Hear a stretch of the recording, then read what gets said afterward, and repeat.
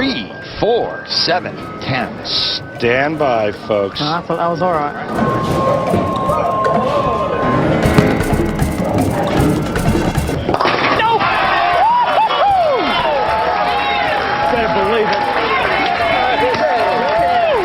I believe it. You just saw it. Come on.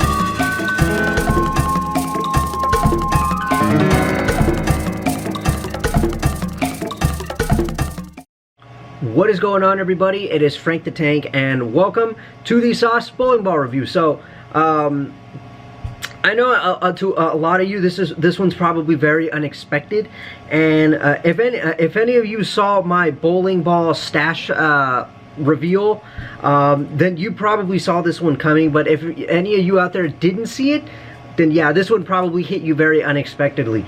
And let me tell you something. I just realized this myself, and I'm actually very surprised at this, because I swear to God, I thought I had already done this, but I haven't. And I want you guys to take this in too. For the first time ever on my channel, I'm actually reviewing a hammer bowling ball.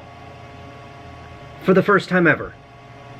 Now, I swear to God, I swear I thought I had already done one. But surprisingly, I looked through everything that I've done, and I have not. So after 2 years, finally, of doing this, I'm reviewing a hammer bowling ball for the first time. What? So, yeah, I guess we can all thank my friend for this one. Not Fernando, this is a different friend. He'll probably, when the time is right, I've probably said this before in various other videos. When the time is right, he will be making an appearance on my channel. He's not 100% ready yet. Once he's, like, you know, up to par, he'll probably make his appearance. But yeah, he's a hammer fan, for those of you who are wondering. So once he starts making appearances on my channel, or if he starts making appearances on my channel, you'll be seeing a lot of that hammer stuff. So yeah, this is the reason why I am doing a hammer ball review, is because of him. This ball he gave it to me because he didn't need it anymore, because he recently completed his epic collection. Like, it's 9 bowling balls, 9 hammer bowling balls, and it is one of the most epic things ever. And when I get the chance, I will show you guys that 9 ball collection. And it's only 9 bowling balls, but it's 9 of the best in hammer. He's not like me, or like most other people that have like 40, 50 bowling balls stashed in the house. He's not like that. He's not into this like I am. So yeah, I can't necessarily like ding on him for that one. But yeah, it's really, really nice. One of these days, when I get the chance, I will show you guys that 9 ball collection that he has. So with that 9 ball collection, he felt this one was no longer needed. So he was like, dude, can you help me get rid of this one? And I told him, absolutely, man, no problem, I got you. And then when I got the ball, it hit me like, you know what? Before I give this one up, why not review it? I mean, this is a great chance for me to review a hammer bowling ball. And, you know, it's not like a bad bowling ball. It's the sauce. I mean, I haven't really heard too much on it, though. I will say that. No, I didn't see any pros using it. I don't know, you know, but anyway, yeah, so here we are with the sauce. And I'll be honest with you, I was kind of surprised by what I saw out there, simply because of, like, if you look, I basically had to play somewhat straight angles in this. Like, look at that. I'm not even beyond that middle arrow. I'm within this right side of the lane. That's what surprised me, because I've seen my friend use this ball, and it hooks pretty hard in the back end. And for me, I don't know what happened, so I was thinking to myself, okay, so it's definitely got to be the lanes that are forcing me to do this. So, I mean, any of you in the comment section who have used the sauce or have the sauce currently, is this the way the ball plays? Is this how you're forced to play? I truly don't think so. I mean, I think it was the lanes that were forcing me to do this. I mean, I was stunned at the amount of length that this ball had, and the amount of, like, the hook was pretty low. I mean, it was nice, it was very archy, but I just don't know. So please, somebody in the comment section, answer me that question. Is this the way the sauce plays on the lanes? If it does, then maybe I was doing, maybe, okay, I wasn't losing my mind here. Maybe this is correct. I mean, look at that. Such length, and then at the very end it arcs very slowly into the pins. I mean, I'm just, whoa, you know? I truly believe it was the lanes that were forcing the ball to do this, and were forcing me to play this way. Not really easy for me. I hate kind of playing this way. Like, if I'm gonna go this way, I have to literally go straight up the boards, like if I was using the pitch black urethane ball or the Hustle Ink or something like that. So to have to do this sort of thing, like that, look at that. To have to do that sort of thing, Very, very tricky. I hate that, and that is why the fast pitch did not work for me, because technically I figured out later that technically this is the way I was supposed to play the lanes with it, and that is why it didn't match up well for me. So yeah, fast pitch was a no for me, and once I saw that this is what was happening, I was like, okay, I'm gonna have to figure out how to string some strikes together playing this way, and I hate playing this way, but I'm gonna do it. I'm gonna try to make it work. And as you can see, worked out pretty well. I mean, it wasn't all that bad. It's not like I had to do this, like where I had to, let's see, hold up, where I slide here. Okay, right there. It's not like I had to get, like, force like myself to get it to this side, to the friction, to get it to curve, because there are times where I have been met with situations like that, where if I don't get it to the friction and I just send it like here, it will not curve. So luckily that's not what I had to do. I could send it kind of straight up the lanes like this, and it would curve. You see what I mean? It wouldn't come back. That I've been met with plenty of situations like that, so I was worried that I would have to force myself to get the ball to go to the friction here, because I'm always worried that I'll gutter it. So luckily that wasn't really the case here. And I know a lot of you are wondering, like, Frank, how did you know exactly to play the lanes right off the bat this way? The answer: I played a practice game before I got this thing started. So any of you wonder, like, how the heck does he strike on his first shot? How does he know to play the lanes right off the bat this way? I play I always play a practice game before I get this thing underway.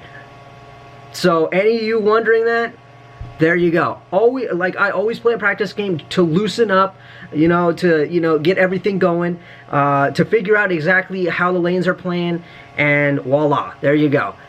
Anybody who just jumps straight into this is a moron. You never do that. I mean, hey, there's a reason why they give us, what, 5-10 minute practices in events and in leagues. Hello, you got to take advantage of those practices. That's your chance to get loosened up, to figure out how the lanes are playing, what the conditions are, all that stuff. And that's exactly what I did here. Believe me, I did play. Oh, check this out right here. Actually, I'll get back to that. Yeah, I threaded the needle. I threaded the needle here. I was like, what? You got to be damn accurate to be able to do that, to thread the needle. And for those of you who are wondering, is that what it's called? Yes. At least from what I've seen on Flow Bowling. On Flow Bowling, they had this like little series, I don't know if they're still doing it, where they would get bowlers on video, and they would set up a super washout or a baby split, and they would have to thread the needle. And basically, it's what you saw there. Try to get the ball in between that space without touching any of the pins, and that's exactly what I did here. Unbelievable. That was cool, but it sucked because I lost count, and I ended up with a somewhat low 200 game. That really, really sucked, like, for me later on when I look back at the footage and I, put all the scores together, because I realized that that back-to-back opens in the first game cost me the chance to get a 700 series. I truly believe that. I mean, that second game, there wasn't very much I could do, but that first game definitely was the one that killed it.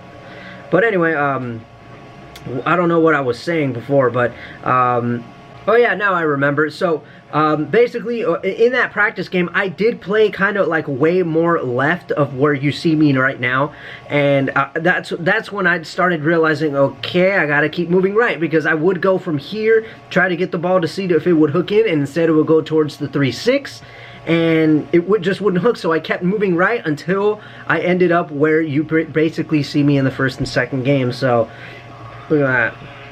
So yeah, it was a difficult one for me, but luckily, thank the Lord that I'm somewhat good at sparing, because otherwise these scores would have been 10 times as horrible. But yeah, I picked that up. That was really cool. The 3-6 and then with the 4-7. I don't know what order that is, but yeah, that one played a trick on me right there, because the baby split is that's what's tricky for me when I'm picking up the baby split, is that you have to not get it too much right, if that makes any sense. When I was sending that ball down the lane, it looked as if I set it on a path to only pick up and go right into the 3, but the oil was carrying it over. Right at the last, the oil was carrying it over, and then it sent it right there, and I'm like, oh, I guess it's gonna make it, and bam.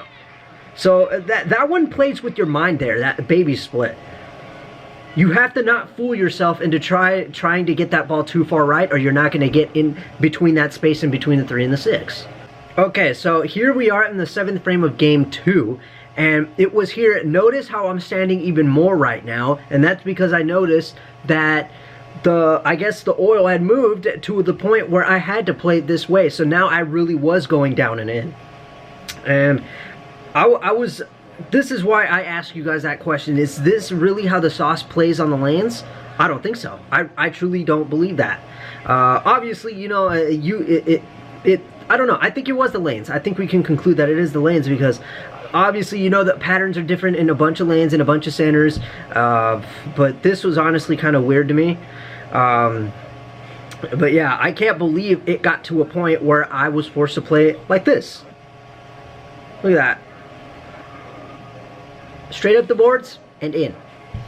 Very, very crazy, but I was glad that I had figured it out there. And then, yeah, unfortunately, that 9 spare opportunity there in the 7th was missed, and that cost me another chance at a high game. Sucks, but, you know, I'm glad that I had figured it out right at the end there. Look at that, beautiful. But I had to be careful. I knew this was a little bit tricky because you see, if I sent it too straight up the boards like you saw there, the ball wouldn't hook in. So you can see that was a very light hit. Luckily, they all got mixed up and they fell over. Somehow managed to pull off a Yahtzee right at the end there. So with game 3, I didn't even take a break. I got started immediately because I felt like I was how they say, dialed in, and I didn't want to lose I don't know. I was in the zone. I was in the moment, man. So I didn't want to lose that. I guess we can call momentum. I didn't want to lose that. I felt like I had it. I was dialed in. I was ready to go. So I'm like, dude, no breaks. Let's go. So yeah, skipping all the way to the 5th frame now. I managed a 4-bagger right out of the gate. I knew it. But yeah, unfortunately, it didn't last long. Yeah, it was things like this. Like when I realized, like if I had really focused and didn't, you know, mess up, I felt like I could have shot a perfect game here. I know that sounds a little crazy, but I felt like I could have because, again, I felt like I was dialed in. I had a 4-bagger, and I let the nerves get to me, and as a result, that I left that, what was that, the 9-pin in the 5th, so yeah, that opportunity was gone. But yeah, once it was then, like, it was here that I realized, like, oh my god, dude, I totally forgot to, like, you know, play, like, try to hook the entire lane like I usually do. It's part of my routine now. Those of you who have watched my videos know this already. The first 2 games I play normally. The 3rd one, I try to test out what the ball can do by hooking the entire lane. And then because of that whole thing where I felt like I was, like, you know, dialed in and ready to go, I totally lost that. Like, I totally gotten lost in that, playing down and in. I'm like, oh my god, dude, I forgot to do this. So then I had, let's see, 5 frames to try to play, like, hook the entire lane with this thing. And I knew, based on how the lanes were playing, that I would really have to slow this ball down and really get my hand more around it to get that ball to, like, enough time to read. So yeah, it was tricky, very tricky. I mean, look how slow that ball had to travel down the lane. And I had to be careful too, because I felt like if I got it in this area right here, I'm not sure if you can see my pointer, right there, the ball wouldn't come back. So I knew I had to find some friction, which I knew was here, and that was tricky because I hate doing that. That right there, you increase your chances of a gutter. You see that? See that right there? The ball almost didn't come back, but I got very lucky there. I got a very lucky break. So yeah, this one was a very tricky one, and there you go. There's that friction, and it comes back. But I had to get that ball to the friction in the right spot when it got down there. That's what made this tricky. Yeah, only 5 frames to figure that out because I got lost in the whole playing the lane like straight and in. I hope I don't make that mistake ever again. I mean, I know I could have just played another game, but I really didn't want to. But I will say, that's pretty impressive, you know, making that switch mid-game to playing, from going straight up the boards to hooking the entire lane, like, mid-game, and I still managed a 256? Dude, you know. But anyway, Yeah, there it is. You see what I mean? Game 1 with the 216, Game 2 with the 214. That 9 spare miss, that 9 spare opportunity that I missed in Game 2 cost me, and I ended up with the 214, and then the back-to-back opens in at the end of Game 1 cost me as well with that 216. And so yeah, 686, I lost the opportunity at another 700 series. So yay, that's 2 videos in a row, I believe now, because I think, I can't remember what I got in that parallax video, but I think I had cost myself the opportunity at a 700 series on there too. Ain't that perfect? But you know, all in all, you know, this was still pretty good. I still managed to make the most of it. Managed to string some strikes together, put in some good shots, threaded the needle, and voila. So yeah, that was the sauce. I hope you guys enjoyed that. Definitely, that again, I really want somebody to help me with this. Is this how the ball normally plays? Is it that lengthy? Does it hook that much on the back end for you? Tell me, because I had this ball drilled to hook like a monster. Well, I didn't. Well, because you see, I was there the day that my friend bought this ball, and I was helping him decide what he wanted to do with this ball, and we both came to the conclusion, like, I think we should drill it, like, you know, to be a monster on the back end. So that's what my pro shop guy did. So yeah, basically this thing should have been more aggressive on the back end, but I think that the lanes made it do what you guys saw in this video. But whatever, what's done is done. That is the end of it. That is our first ever hammer ball review on this channel done, and I would say job well done considering what I had to go through. But anyway, there it is. So I'm Frank the Tank. That was the sauce. Catch you guys in the next video. Thank you all for watching.